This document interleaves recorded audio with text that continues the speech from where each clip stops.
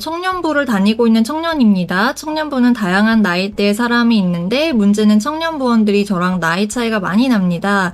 그래서 저나 청년부원들 사이에 어색함이 좀 있습니다.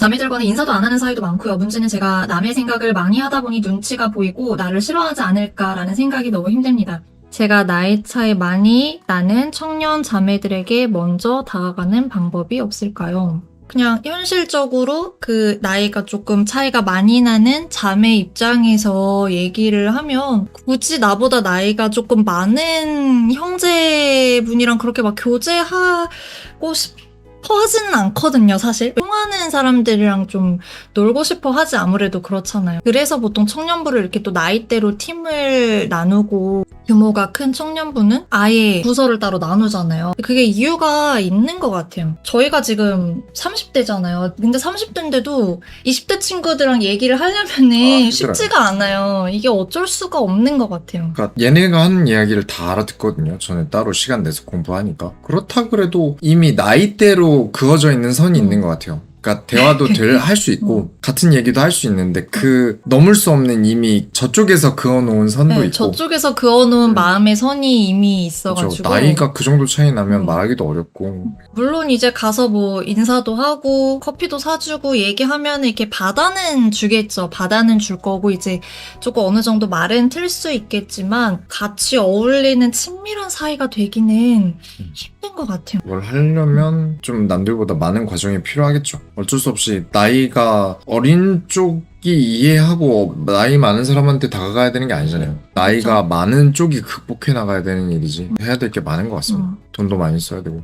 맞아, 돈 많이 써야 되고 많이 써야 만나면 사줘야지 어떻게 하겠어요. 공통 분모를 가지기 위해 노력도 많이 해야 되고. 이제 뭐 30, 40대 분들은 직장 생활도 나름 오래 하셨을 건데 네. 이제 막 20대 친구들은 아직 직장 생활을 하고 있지 않은 친구들도 많고 서로 고민하고 있는 부분도 너무 다르기 때문에 통하기가 힘들어요.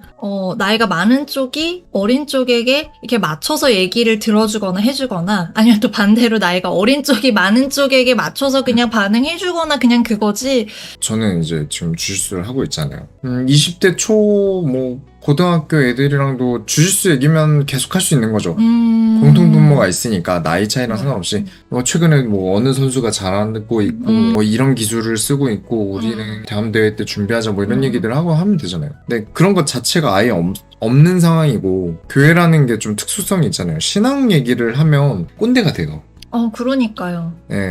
나이가 맞아, 많은 사람이 그러니까요. 막 이제 어린 사람과 신앙적인 얘기를 막 하려고 하면 약간 어린 입장에서는 막 인생 가르치고 드는 것처럼 느껴지기 때문에 맞아요. 그리고 특히 나이가 많은 남성분이 나이가 어린 여성분한테 그런 신앙적인 얘기를 할 때 특히 더 그런 것 같아요. 저도 청년부 때 20대 때 조금 나이가 많은 형제님 오빠들이 와가지고 신앙에 대한 얘기를 하면은 되게 지루하고 재미없었거든요. 근데 꼭 떠나가셔야 되는 건가요? 나이 많은 쪽이 노력하거나 안 되면 떠나가거나. 교회를 다니는 이유는 인간관계 때문에 다니는 게 아니니까 오히려 신앙생활을 그 안에서 예배생활, 교회에 대한 헌신과 봉사 이런 걸 잘하시다 보면 오히려 기회가 올 거예요. 나이가 어려도 대화할 수 있는 게 왜냐면 교회에서 이끌고 있기 때문에 사람이 붙을 수밖에 없잖아요. 이끌고 있는 사람에게는 당연히 이끌려가는 사람이 붙으니까 오히려 가서 막 대화를 어떻게 하려고 한다기보다는 교회가 어떻게 하면 잘 되지라는 이 교회를 어떻게 섬기지라는 공통 분모를 가지고 있는 게 맞는 거지. 그게 제일 중요한 거죠. 아까 주짓수 얘기도 했지만 주짓수 얘기로는 같이 나이가 어려도 얘기할 수 있잖아요. 10살 어려도 얘기할 수 있고 10살 많아도 얘기할 수 있듯이 교회를 위한 얘기를 할 수 있는 위치와 상황이 되면 그런 자리가 주어지면 충분히 나이가 어리든 많든 대화할 수 있게 되니까 그런 이유로 교회를 떠나시지는 맞아요. 않으셨으면 교회는 좋겠고요. 사람 때문에 다니는 게 아닌 거죠. 그래서는 안 돼요. 그 공동체 내에서 이제 존경받는 연장자라는 말은 좀 그런가요? 존경받는 분이 계시면 어린 친구들이 따라올 거예요. 목사님도 되게 10대, 20대 친구들이랑 엄청 잘 다니시고 인기가 많으셨거든요. 그러니까 저 전도사 때요? 네, 같이 있어요. 네, 전도사 때 그때 거의 20대 후반이셨잖아요. 근데 저 30살 그쵸? 20대 29, 후반이었어요. 30, 네, 29살 막 이쯤에 10대 중고등부 애들이랑 대학부 20대 초반 애들이 군대도 안 가는 애. 네, 군대 안 간 되게 어린 친구들이 맨날 목사님 쫓아다니고 맨날 둘러싸여 있고 그랬거든요. 그래서 되게 이 친구들이 존경하고 좋아하는 사람이구나라고 이제 저는 그때 생각을 했었죠. 걔네들이 제가 있는 뭐 어떤 부서 애들이 아니었어요. 그냥 다른 부서였는데인 거라서 또 미움도 많이 받긴 했죠. 내가 오라고 한 게 아닌데. 네, 그 부서 사역자들보다 조금 인기가 더 있으셔가지고 아, 아무튼 그 친구들이랑 진짜 친구처럼 지낼 수는 없겠지만 그래도 존경과 호감을 받는 사람은 될 네. 수 있다. 지금도 틈틈이 연락 오고요. 최근에도 같이 또 만나서 얘기 좀 했고 벌써 한 10년 됐는데. 그리고 또 자매님들 말고 어린 형제님들이랑 먼저 친해지시면 좋을 것 같아요. 네, 그게 제일 중요하고요. 그러니까 나이도 다르고 성별도 다르면 너무 고난이던데 나이만 일단 좀 다르고 성별 같은 사람들부터 먼저 친해지시는 것도 좋은 방법일 것 같아요. 이게 티가 나요. 나는 여자 사람이랑 대화할 거야. 으아 하는 게 그게 티가 나요. 사람들이 모를 거라고 생각하지만 티가 납니다. 그게 보이면은 이제 더 약간 벽을 둘 수 있으니까 나는 주의 일을 정말 열심히 할 거야 라고 에너지를 뽐내고 있으면 사람들이 올 겁니다. 맞습니다. 네, 나는 진짜 하나님 나라 일을 열심히 할 거야 하고 있으면 오히려 이제 그것 때문에 붙을 거예요. 저는 지금 이 교회에서 6년 넘게 섬기고 있습니다. 원래 다른 교회에서 9년 섬기다가 청년들과 갈등이 있어서 친구를 통해 지금의 교회를 다니고 있고요. 청년부 생활에서의 생활은 너무 좋고 행복했는데 저도 떠나고 싶은 마음이 들었어요. 올해 4월에 저랑 같이 지금 교회를 다니는 친구랑 동생들이 이 교회에서 상처를 받고 해결하고 여러 노력을 했으나 그 친구들이 떠나고 회의감이 느껴졌습니다. 남은 공동체들이 왜 그렇게 진솔하고 마음을 터놓는 사이가 아니라 또 그 친구들을 통해 엄청 좋아요. 네, 교회에 대해 여러 민낯 뜨보게 되었고 솔직히 따로 싶은 제가 오전 차임팀 팀장 맡으면 네, 팀장 맡고 계셔야 됩니다. 왜냐면 오전 예배 차임팀 팀장 맡고 계시면 남만 계셔야 됩니다.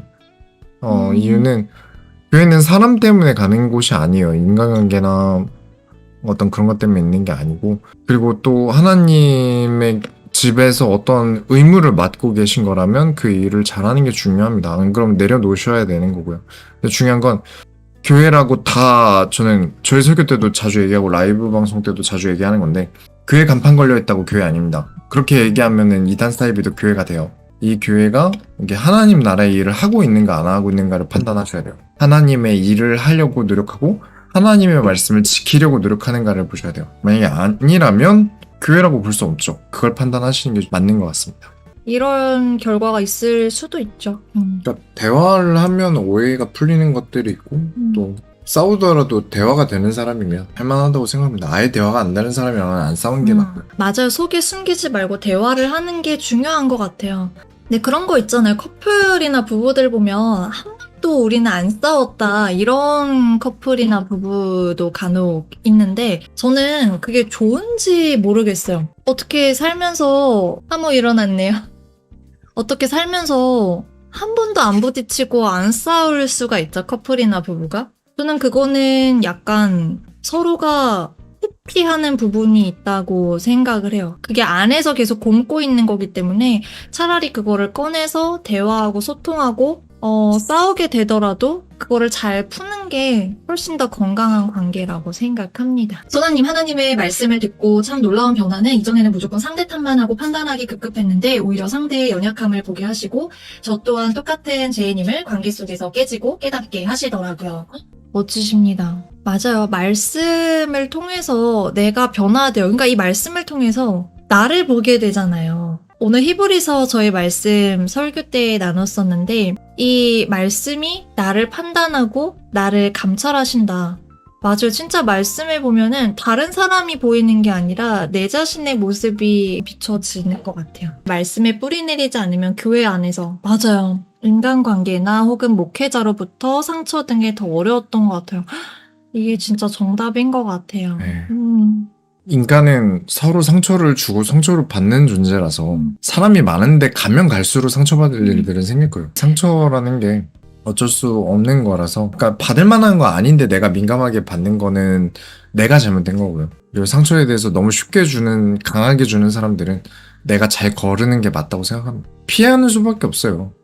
차는 치이면 다쳐요. 우리는 인간관계를 계속 맺고 살아갈 수밖에 없기 때문에 어쨌든 살면서 상처를 받는 일을 피할 완전히 피할 수는 없지만 그래도 내가 피할 수 있는 부분은 피할 수 있고, 그리고 그 상처를 받게 됐을 때 조금 내 마음이 덜 아프게 되거나 빨리 회복하게 만들 수는 있죠. 그리고 또 말씀하신 대로 사람이 모인 곳이기 때문에 교회에서도 상처받을 일이 생기는 거는 어쩔 수 없는 것 같아요. 저희도 진짜 자주 말씀드렸지만 워낙에 믿음이 좀 약하거나 마음이 좀 아프거나 이런 분들도 교회에 많이 오시잖아요. 오실 수밖에 없죠. 그런 분들 오셔야 되고요. 그렇기 때문에 교회에서 상처를 주고받는 일이 저는 오히려 교회 밖에서보다 조금 더 많은 경우도 본 것 같아요. 진짜 우리 소다님이 말씀하신 대로 말씀에 깊이 뿌리 내리고 그 중심을 가져야 그 가운데서 내가 상처를 좀 덜 받고 오히려 다른 사람들을 살릴 수 있는 사람이 되겠죠.